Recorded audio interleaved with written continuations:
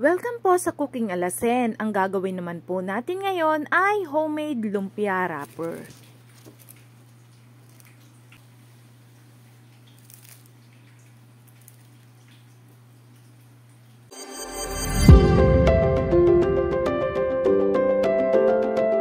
Kakailanganin ho natin ang 2 cups ng all-purpose flour or pwede rin naman ho yung mga 3rd class na harina. At lalagyan ho natin ng 1 cup ng tubig, 1/2 teaspoon ng salt, at 1/2 teaspoon ng oil. Haluin laang ho natin ari ng bahagya at saka ho ulit tayo maglalagay ng 1/2 cup ng tubig. Bale sa 2 cup ng harina, ang ilalagay nyo ho ay 1 1/2 cup ng tubig.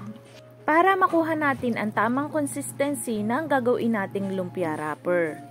Pero meron hong mga harina na matakaw sa tubig, kaya tansyahin nyo na lang ho ang paglalagay ninyo ng tubig. Dapat ho ay garine, hindi masyadong malapot at hindi rin masyadong malabnaw. At ibras nyo lang ho ng paggarne sa inyong kawali. Dapat ho ay manipis laang ang inyong pagpapahid. At dapat ho ang apoy ay nasa low heat laang.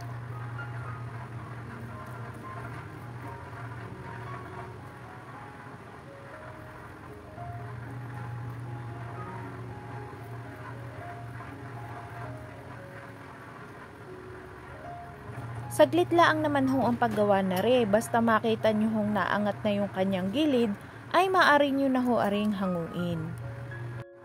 Ari na ho yung nagawa natin sa 2 cups na harina. Nakagawa ho ako ng 18 pieces na lumpia wrapper. Depende ho iyon sa laki ng inyong gagawin. Ang ginawa ko ho ay mga small size laang ho ari siguro. Susubukan ko na ho aring ginawa kong lumpia wrapper. Gagawa ho ako ng lumpiang Shanghai. Diyan ho sa Pilipinas ay napakadaling makahanap ng lumpia wrapper. Pero kung din ho sa ibang bansa ay napakahirap. Tapos kung meron man ay napakamahal. Kaya ho natuto akong gumawa ng sarili kong lumpia wrapper. Kung kayo ho ay nakaabot na sa puntong are, huwag nyo naman ho kalimutang mag-like at mag-subscribe sa Cooking Alasen. At i-hit ang notification bell para updated kayo sa mga bago nating upload na recipe. Mura na, masarap pa!